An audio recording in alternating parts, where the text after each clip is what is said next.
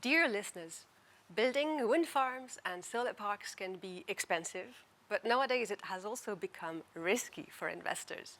Developers need a guarantee that they will not go bankrupt if electricity prices suddenly crash. Without this certainty, banks will not lend them money. So how do we do when Europe's 2050 climate targets require billions in capital? How do we fund the future without bankrupting the present? To solve this issue, the recent EU electricity market reform has positioned two instruments at the heart of our decarbonisation strategy: power purchase agreements, or PPAs for short, and two-way contracts for difference, or CfDs. So what are these instruments? How are they competing with each other or stacking to de-risk renewable projects? And also, how do they impact the taxpayer's wallet? We will answer all of these questions and more in this episode of Beyond the Study.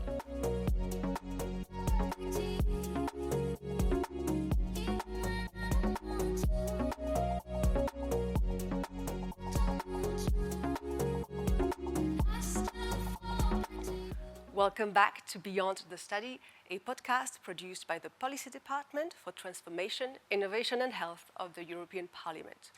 Beyond the Study is dedicated to making parliamentary studies more accessible to citizens and interested stakeholders, and to bridging the gap between expertise and policymaking. My name is Marianne Maquet, and I will be your host for this episode. I'm joined today by Andrea, Demurtas, and Mohammad, Ansarin. Andrea is a senior consultant at Trinomics with over 15 years of experience in energy policy and regulation.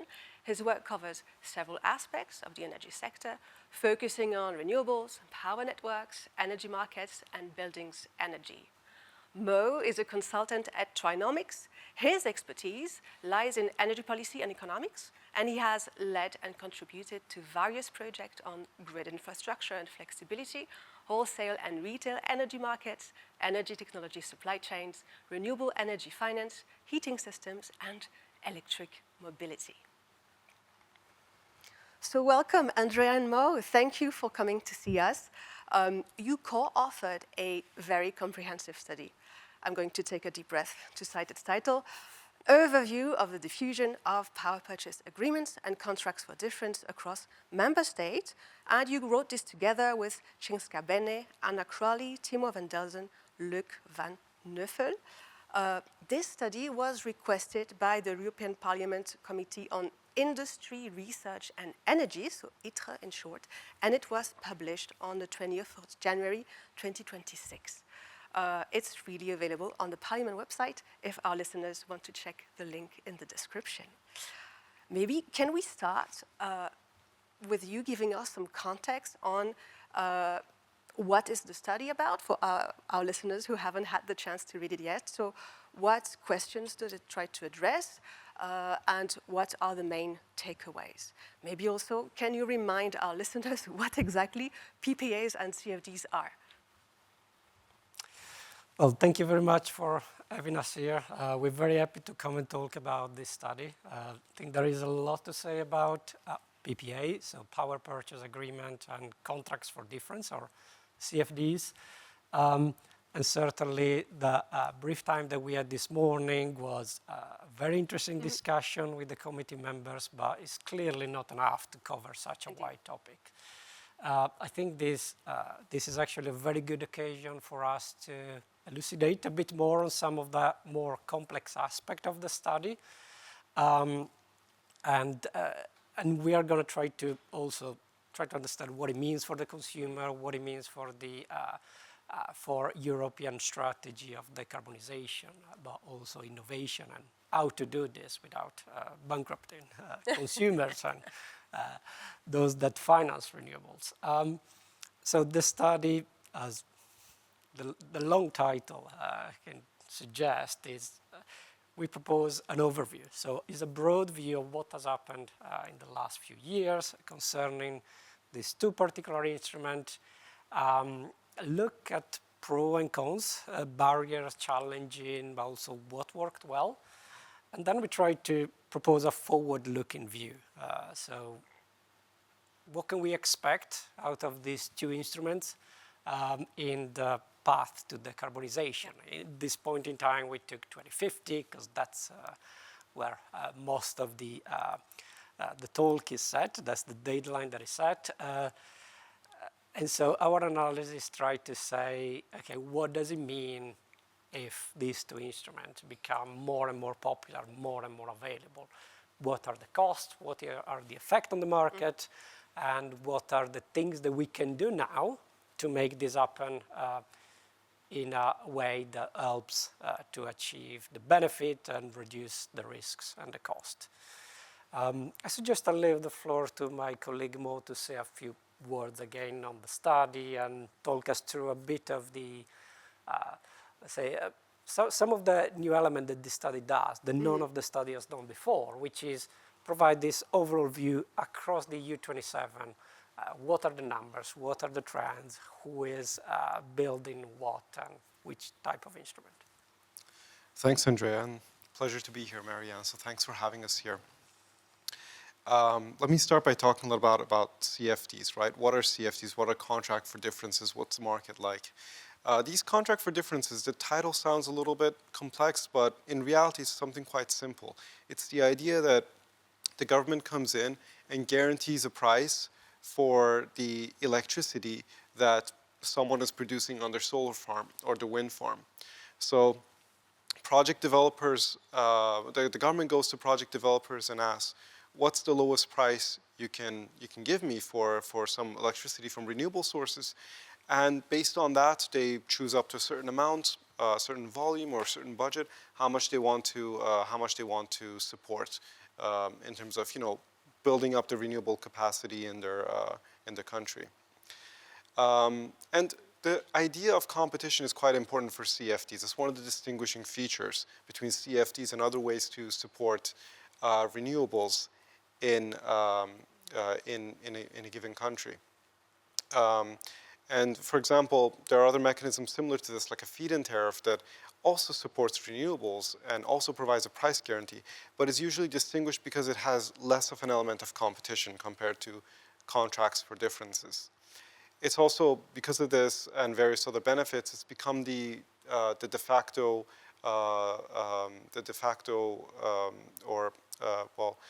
the suggested mechanism, the main mechanism that's put into the electricity market, the electricity directive as of the last update of it.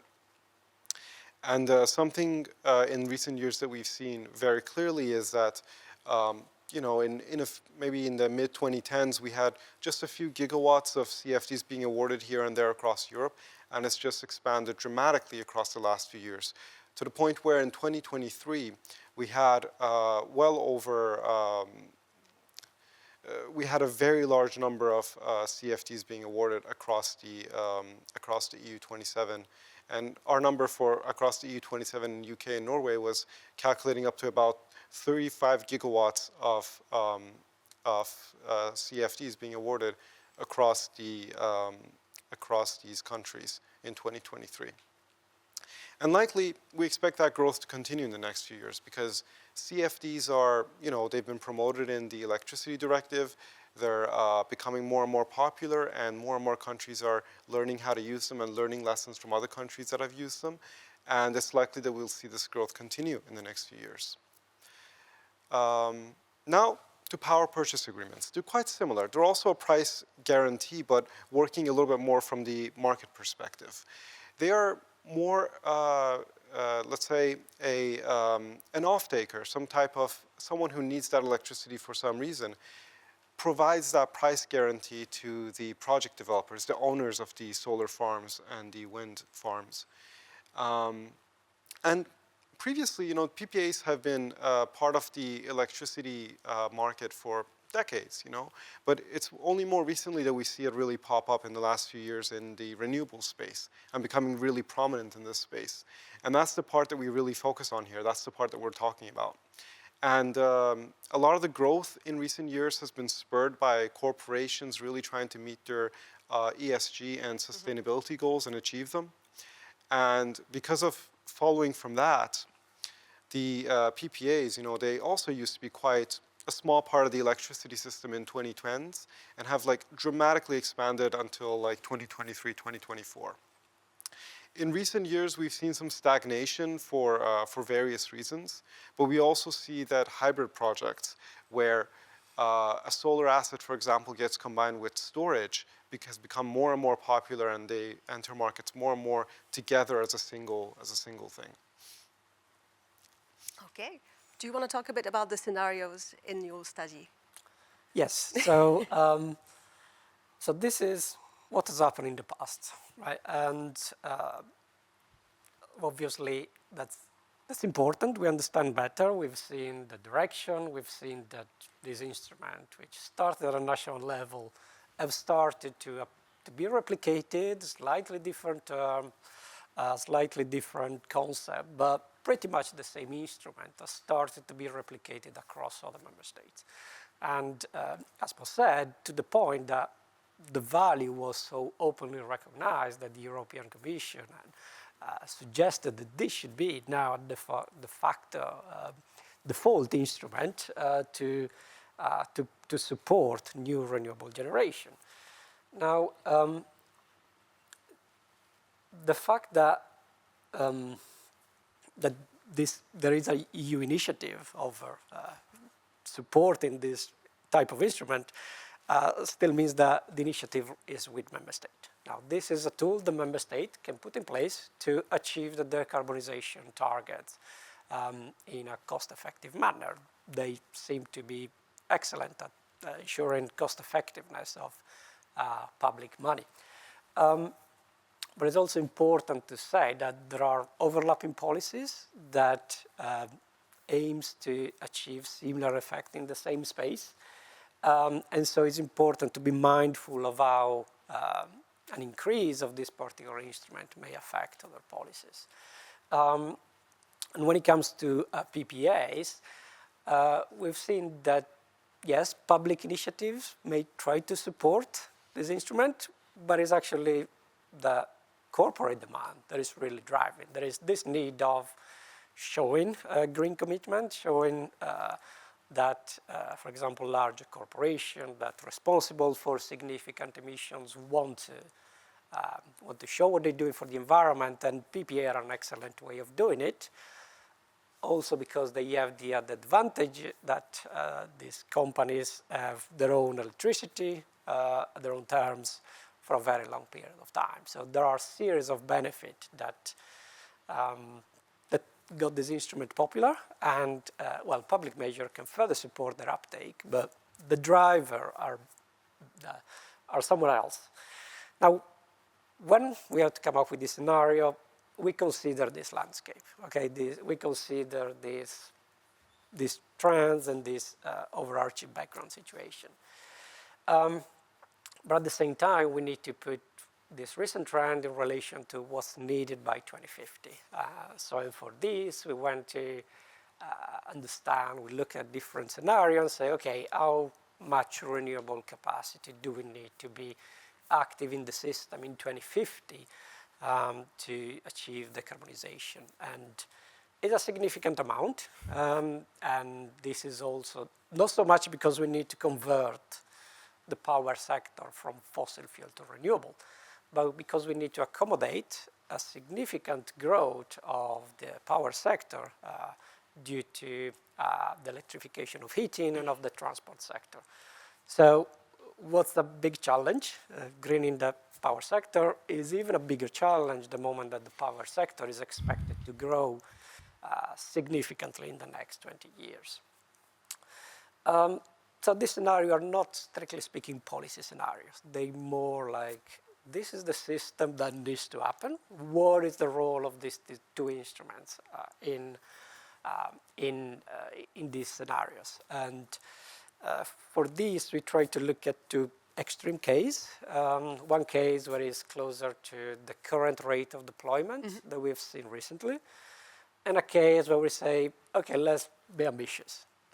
Let's go over it and let's see what happens.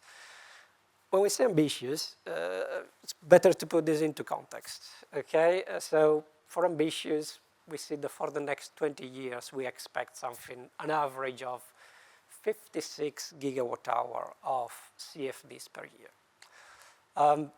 We just heard that a couple of years ago we had 35 being installed, so it is ambitious, but in our opinion it's not outside of the possibilities. And similarly for PPA, we are looking at an ambitious scenario with just a couple of gigawatts above what's actually happened just a few years ago. So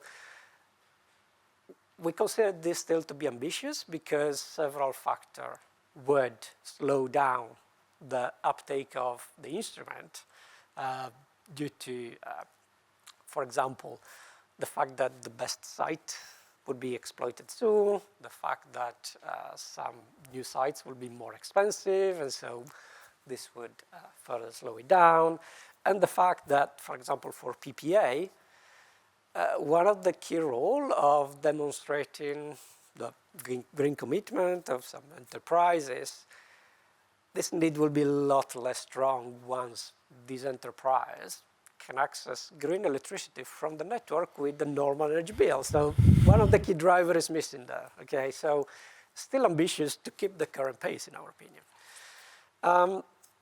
So what are the results? The results is that, say a conservative scenario, we expect something, this instrument to cover around 30% of the to contribute to put in place 30% of the additional required renewable capacity to be installed by 2050. In the ambitious case, again with this slightly higher annual deployment, we're looking at covering over 70%. This leaves substantial amount of renewable not covered by these two instruments, but this is where other schemes or simple investment at market risk, they're there to fill this gap. And in 30%, this seems a lot, but we need to consider all the distributed generation, such as rooftop solar, or we need to consider all the investment at market risk, which are already happening. Mm-hmm. So again, we can push it.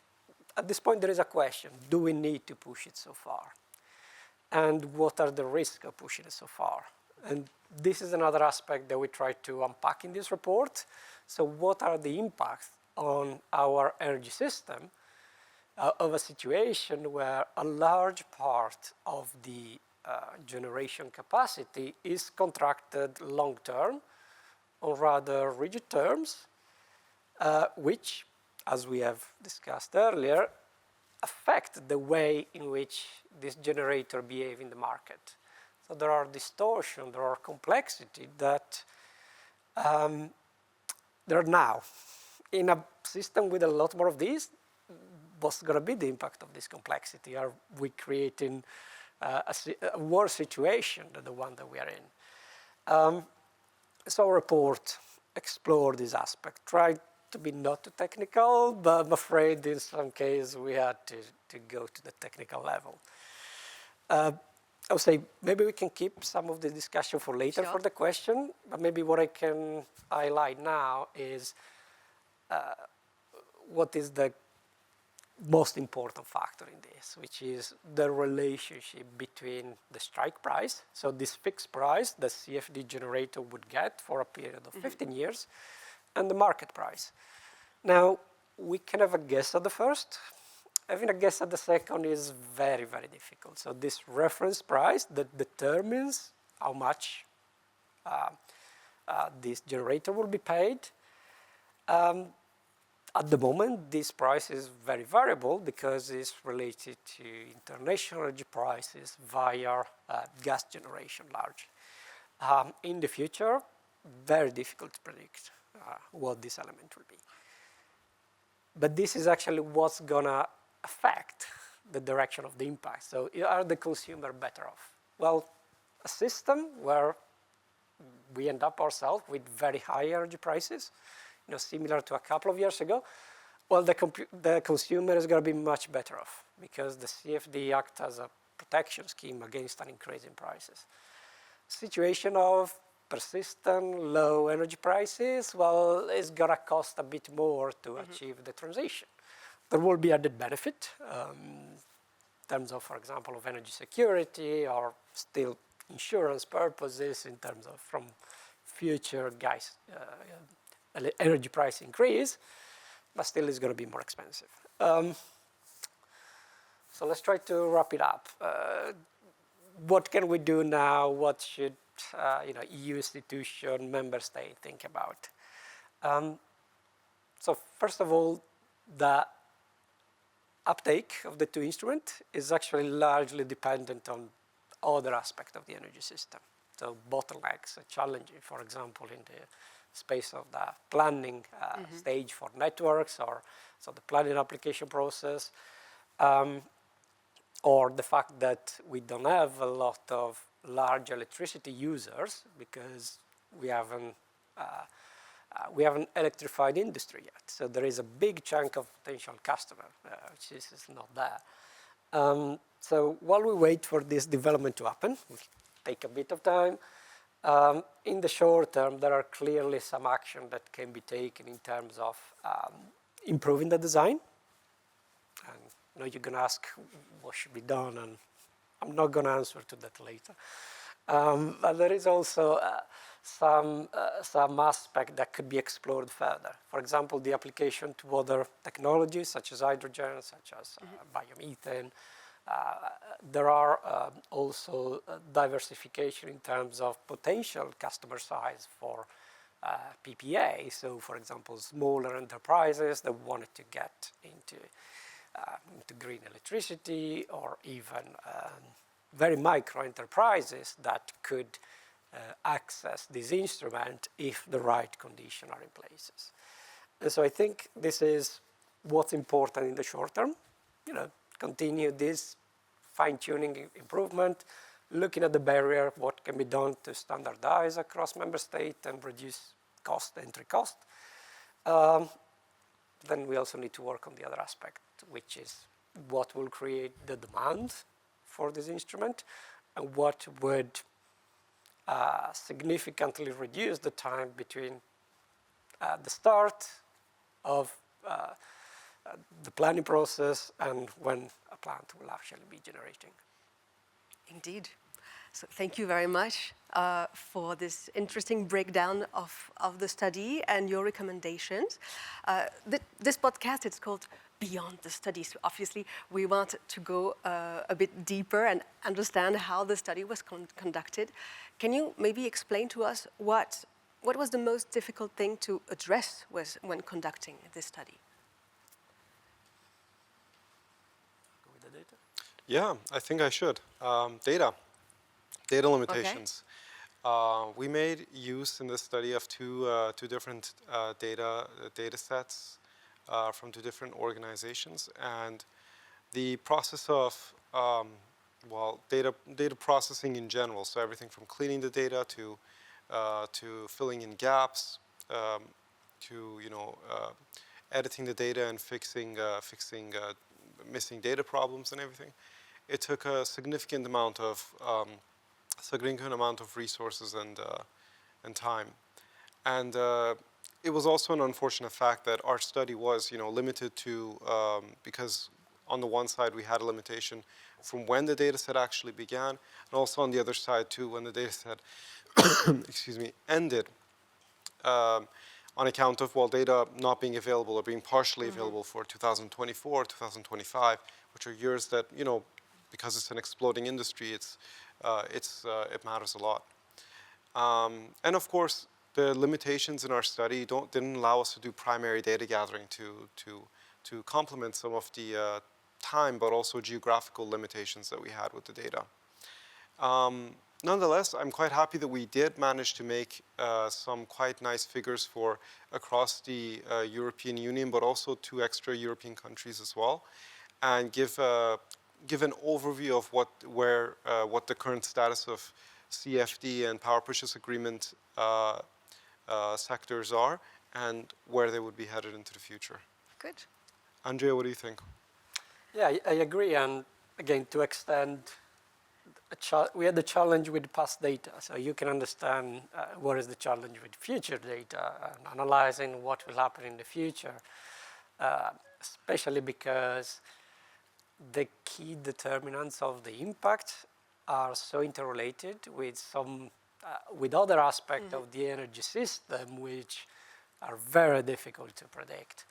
And so this is part of the limitation that we acknowledge in the study, the fact that predicting the evolution of such a complex system is incredibly difficult, and understand how participants in the energy market would behave and whether their behavior would align with broader consumer interest is extremely challenging.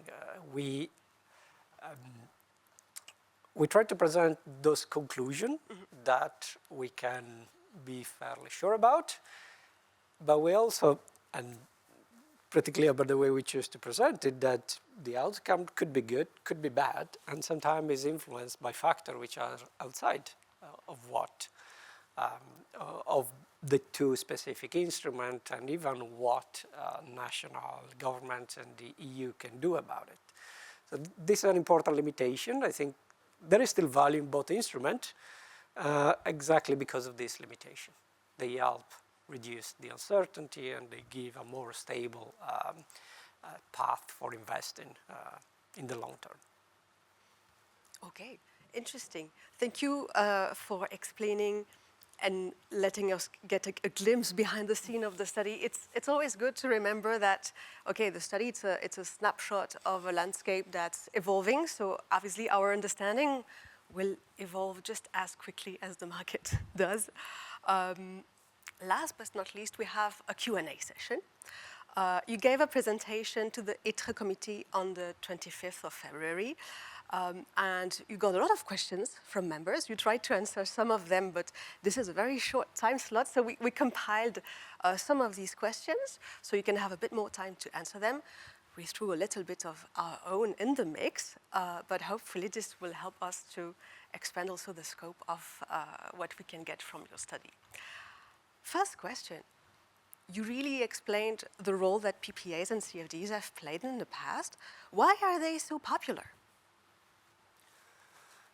I can start with this. I think one of the reasons why they're so popular is that they're fairer than other ways that government have to support renewables and the transition.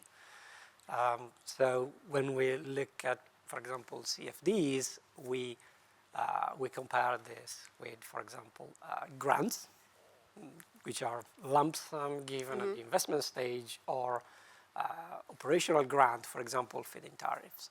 Well, CfD combine element of feed-in tariffs, but there are other elements, such as the competitive elements of the auction to cite the benefit, and the double nature of the instrument, which sees, the guarantor, in this case the consumer or the state, see also the positive case. So compared to, for example, feed-in tariffs, where, well, in case of low prices, the investment was guaranteed. In case of high prices, the investor made a lot of money, and the consumer was there paying. There is no upside. Rather high price.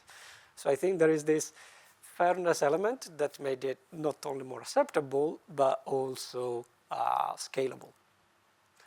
And I think this is an important aspect of why they can be scaled up so much, because it's not only an outlay of money from citizen to investor.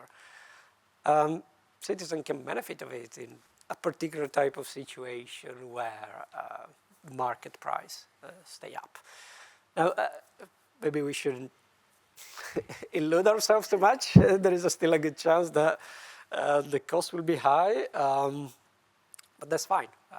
It will be, if competition is allowed to run its course and the schemes are designed the proper way, there is a good chance that the payment to generators are fair, and that consumer will have some sort of benefit, even in case of sustained low prices. PPA is a similar case, but in this case, the cost and the benefits are private to the subscriber rather than to the whole to the whole community, to the whole member states. Want to add anything? No, I think that was quite a good summary. Yeah. Okay, so then I think everybody is quite unanimous that there are good tools, good instruments to promote renewable projects. What are still the bottlenecks? So if we have the right contracts, what's missing for more solar parks, more wind park everywhere?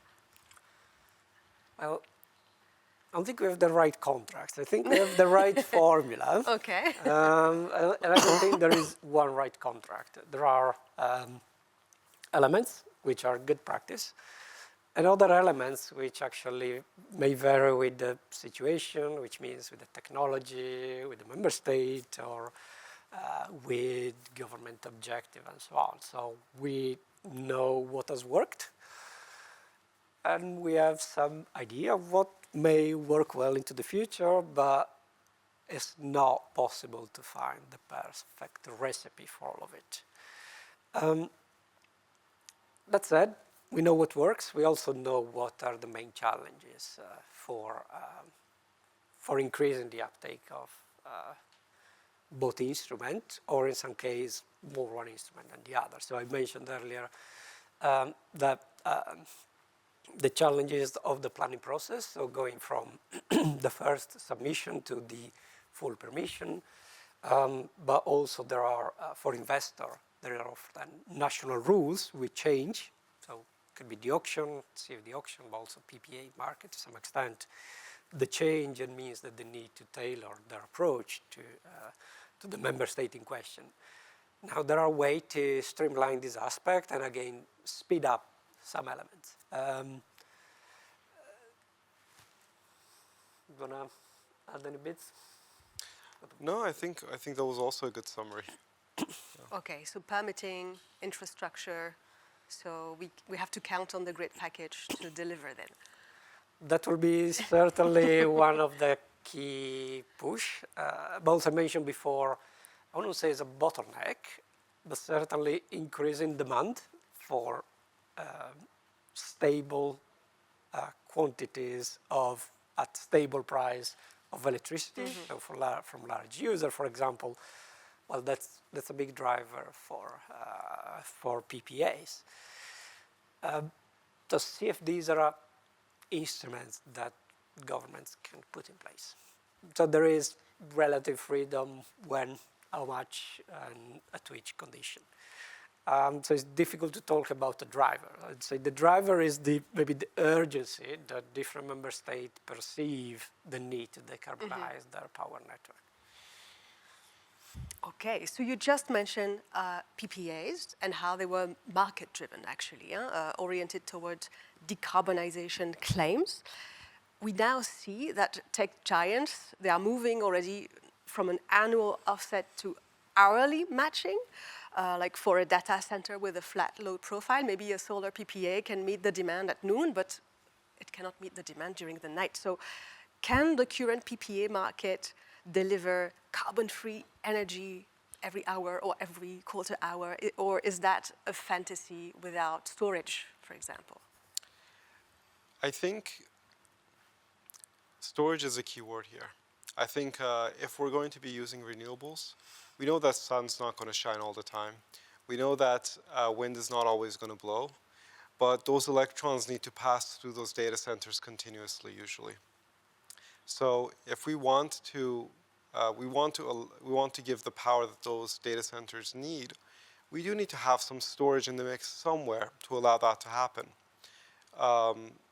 In the case of a PPA, there's a lot of option for power purchase agreements that have both the storage and the solar farm or a wind farm connected to each other together, and then delivered to the customer as one package.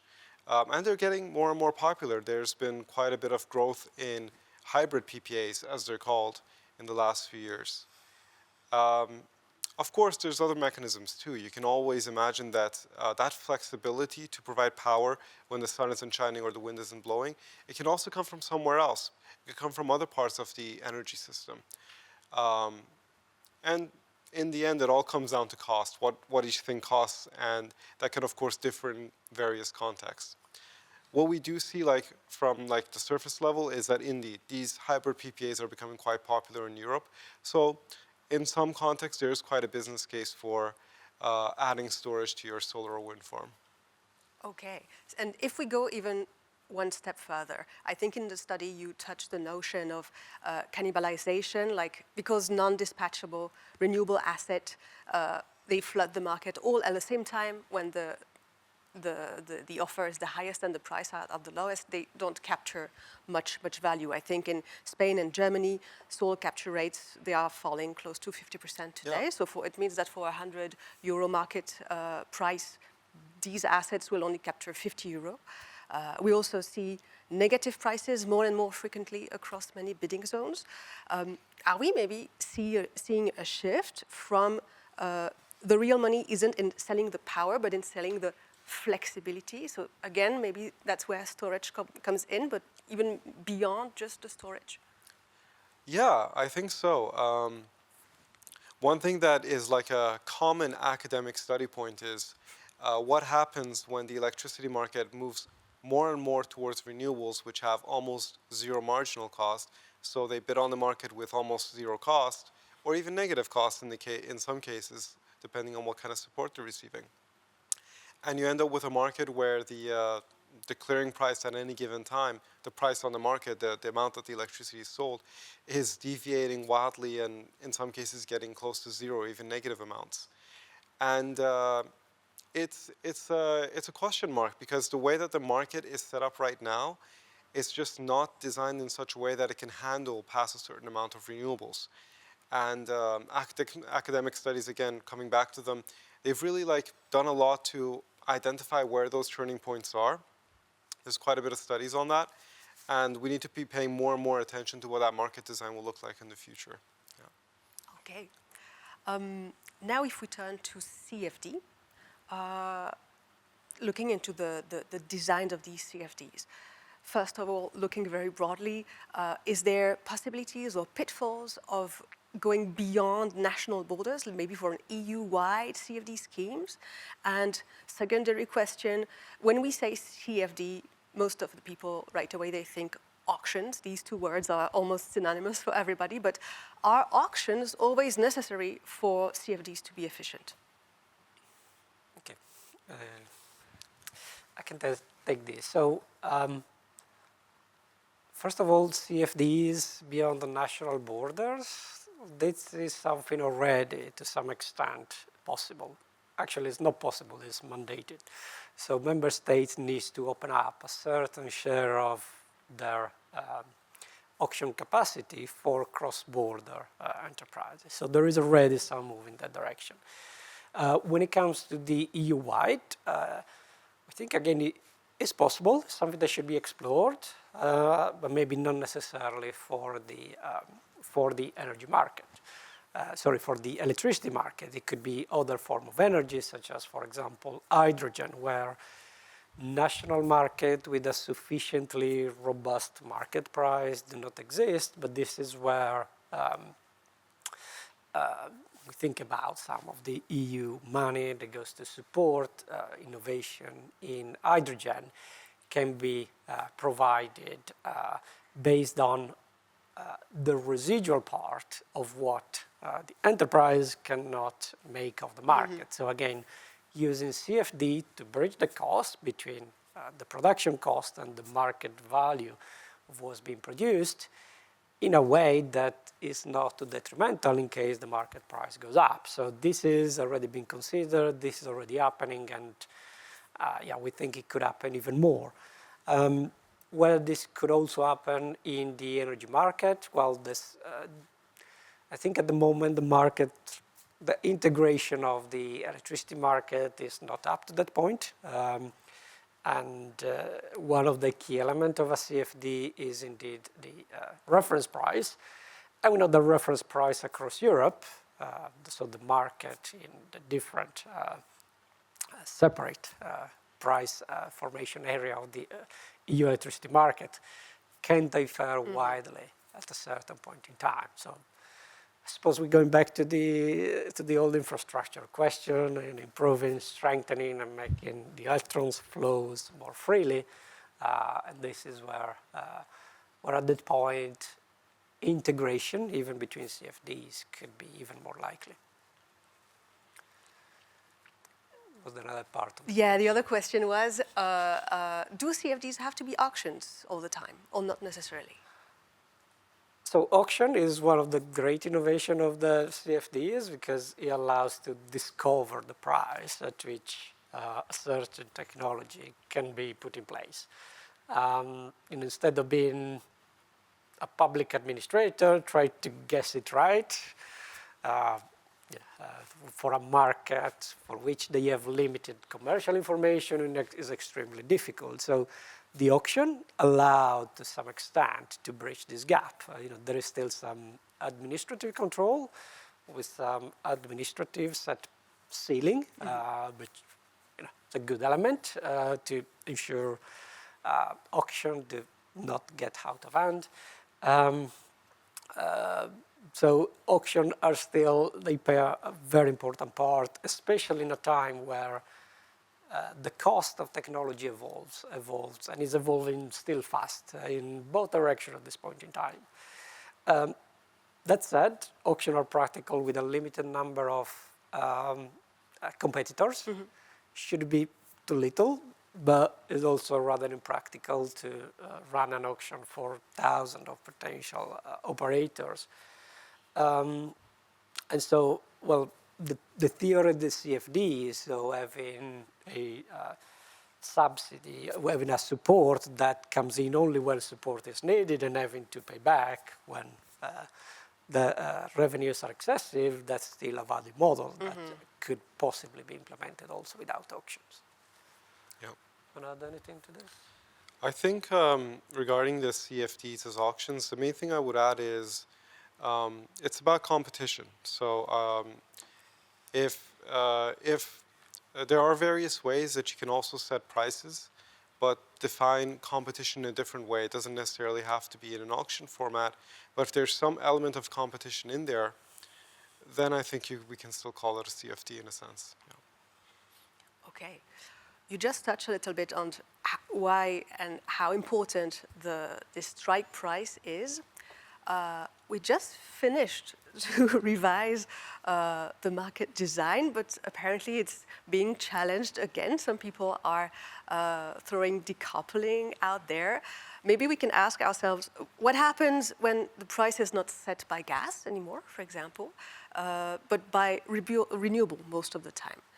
What will it look like for the CfDs, for example? I'll take this one, sorry. I think it's quite an important Italian topic. So. I didn't say Italy, but okay. maybe you heard it. I can take this one. So that's an important point. So obviously the reference price, which is based on the market price, which at the moment is largely set by gas plants, but not always,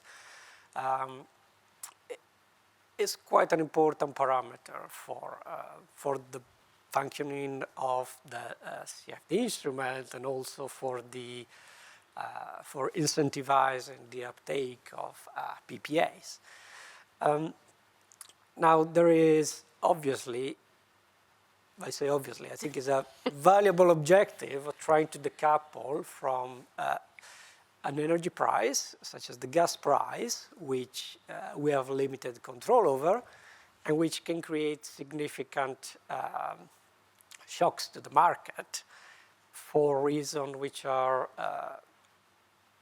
entirely dependent on, let's say, political reason of some foreign gas producer country. And so this, there is some merit to try and avoid shocks to the price formation across Europe because of some external factor. That said, we have this challenge that the majority of renewable would incur a large cost at the investment stage, but then producing an additional unit of electricity doesn't cost anything or almost anything.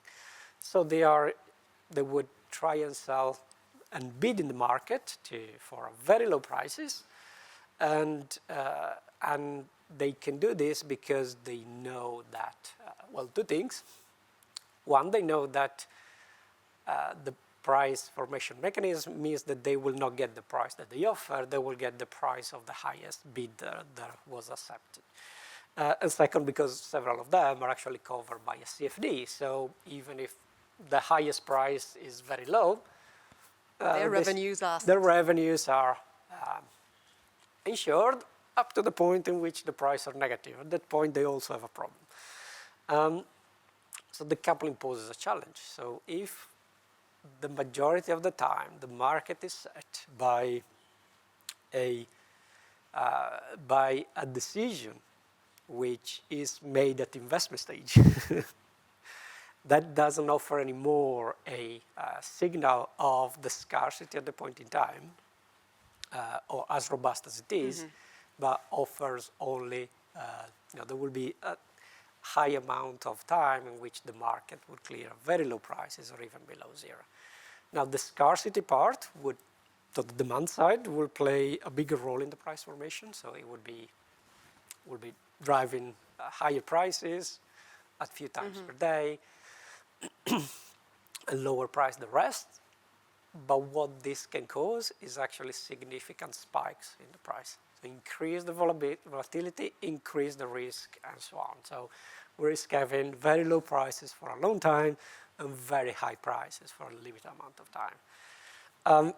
For these, there are, I would say, two issues. One is that investors do not like volatility and consumers do not like it either. Although this is actually the best case for investing in storage, because volatility means earning a lot for very few hours of operation, and this is that's the business case. But this is also due by how the national energy systems are set, where the energy system operators, so those in charge of managing the market, they would intervene the moment the price goes too high by calling in some reserve capacity. And so this would stop the price going too high, but again, this is an emergency mechanism. The risk to be triggered very often, and suddenly you see that the market is not going to work anymore the way it is. So this is an important risk, and we still don't have an answer on how to fix it. I think is something that will have to be managed and taken care of over time. Okay. Maybe a missing piece of the puzzle to close that loop would be capacity schemes. I think more and more there is this realization that actually most of the times we don't pay for the megawatt hours, but we also pay for the firmness. So this guarantee that power will be available when we need it. And these capacity schemes are a little bit like an insurance policy for the grid. What do these schemes, which role do they play versus CfDs? Can they bring distortion to the price signals on the market, or can they actually help? So regarding capacity schemes, I take that a little bit separate from CfDs, and I think that capacity schemes, essentially, the way they're designed is to essentially, of course, support some existing capacity in the system to be available. Going back to what I said, when the sun doesn't shine and when the wind doesn't blow, right? And offering them some extra revenue to be able to kind of sustain themselves, these extra additional sources to sustain themselves when we actually need electricity but renewables are not available. In my experience, the biggest thing about capacity schemes is the way that they're designed, in the sense that a lot of the times in Europe, we try to make capacity schemes be open and fair so that any sort of power plant or anything that can provide that flexibility can come in and participate in it and provide the electricity. But in reality, the way that it's actually implemented, it tends to favor incumbents and fossil fuel burning plants to the detriment of other options, of aggregators of demand or flexibility, or of larger storage assets themselves. And my hot take is that we have to think deeply to ourselves about whether we want capacity mechanisms and we should just rename them subsidies for fossil fuel plants, or we should actually call them capacity mechanism and adjust them in some ways so that they can actually be fair and really bring in also the aggregation and the storage. That could be our decarbonisation future together with renewables. This separates from the question regarding CfD, so maybe I can leave that to Andrea. I think you raise an important point, because this is some of the contradiction that start to emerge the moment you want to use market instruments, like on the market, to achieve an objective that is influenced by other objectives than the main of the market, which is delivering power. So in this case, we find this peculiar situation where on one side we support renewable, and then on the other side we have to support some fossil fuel generation with some subsidy type of support just to stay there, to stay alive, and to be there when renewable is not available. As was said, ideally, this scheme would actually support the storage, the demand response, the more system-friendly solutions that can help in the transition. I would say I agree is not great to keep supporting incumbent fossil fuel generation, but in some cases this could actually be the most efficient solution. So keep alive a fossil fuel plant to operate a few hours per year, because sometimes As a safety net. As a safety net, sometimes filling those 2-3 hours could be way more expensive by alternative methods compared to supporting this plant. So again, this is one of the main examples where affecting the market with schemes such as CfDs or to support the transition and direction that we want, end up with some casualties that then tend to put at risk the functioning of the market. Okay, so thank you for these hot takes and this discussion, also highlighting that sometimes you have tensions between competing priorities. We have to find our way with that. But I think you've made it very clear that PPAs and CfDs are central to the EU energy transition and will continue to be in the years to come. I highly encourage our audience to read your study, overview of the diffusion of PPAs and CfDs across member states, accessible on the website of the European Parliament. The link will be in the description. If you want to hear more from Andrea Demurtas or Mohammad Ansarin, you can find their details in the description of the episode. This closes another episode of Beyond the Study, a podcast produced by the Directorate General for Economy, Transformation and Industry of the European Parliament. If you enjoyed this deep dive behind our studies, make sure to leave a like and follow our page. Thank you for listening, and we'll see you on the next one.